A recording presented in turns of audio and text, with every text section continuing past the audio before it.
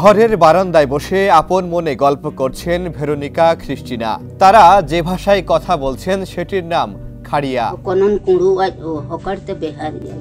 বর্তমানে এই ভাষাটি পৃথিবীর অতি বিপন্ন ভাষার মধ্যে একটি। বাংলাদেশে এই ভাষায় কথা বলতে পারেন মাত্র 2 জন ব্যক্তি। সবাই মিলেমিশে কথা বলি, কিন্তু আমার এই যে আমার খাড়িয়া ভাষা বলার মতো কেউ নেই। আমি এখন ওই বাগানে পাতা তুলতে যাই, কার লগে কথা বলবো? আমার তো লোক নাই। আমার ঘরে আসলে এই যে আমার বোনটা আছে, আমি যাই আমার বোনের বাসা। আমার বোনটা তো বেশি হাঁটাবুলা করতে পারে না, আমি যাই, ওই সময় 2 বোনে আমরা কথা বলি আমাদের ভাষা দিয়ে। আমরা 2 জন বলা বলি হই কথা, তো বলি যে ইনটামা কামু না চনাই বাগানতে। এর বাইরে কেউ এ ভাষায় কথা বলতে, পড়তে বা লিখতেও পারেন না। এমনকি তাদের পরিবারের কোনো সদস্যেরও ভাষাটি সম্পর্কে ন্যূনতম জ্ঞান নেই।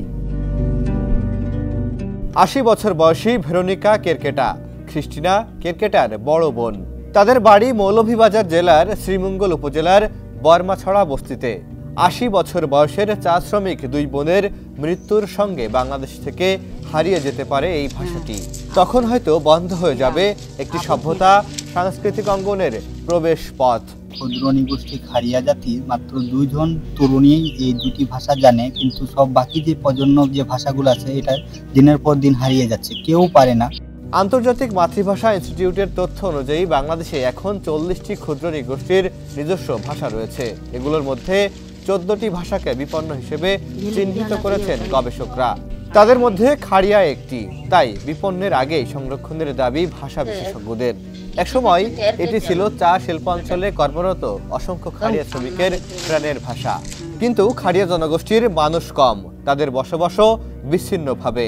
অন্যদিকে নতুন প্রজন্মের অনীহাও ভাষা বিলুপ্তির কারণ বলে মনে করছেন কেউ কেউ। বাংলাদেশে খাড়িয়াদের সংখ্যা অত্যন্ত কম, এই জন্যই খাড়িয়া ভাষাটি এখন বিলুপ্তির মুখে। বর্তমান প্রজন্ম কিন্তু যারা আছে তারা তাদের ভাষায় কথা বলতে পারে না। এরা আস্তে আস্তে বর্তমান বাংলাদেশের ভাষার সাথে বাংলা ভাষার সাথে মিশে যাচ্ছে। আমার বক্তব্য হলো যে খাড়িয়া সম্প্রদায়ের যে ভাষাটা শেষ হয়ে যাচ্ছে, এ ব্যাপারে ভাষা সংরক্ষণ অবশ্যই করা দরকার। তবে ভাষাটি রক্ষার জন্য 2017 সালে একটি বেসরকারি প্রতিষ্ঠান খোলা হয়, কিন্তু নানা সংকটের কারণে সেটি আলোর মুখ দেখেনি।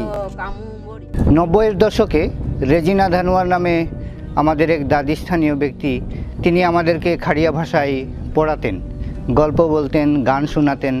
আমরা সেই থেকেই শুনে শুনে এই ভাষাটি একটু একটু শিখতে পেরেছিলাম। তারপরে অনেক দিন মারা যাবার পর আমরা আর সেই সুবিধা পাইনি। 17 সালে উত্তরণ যুব সংগঠনের মাধ্যমে আমরা একটা স্কুল শুরু করেছিলাম, বীর তেলেঙ্গা খাড়িয়া নামে।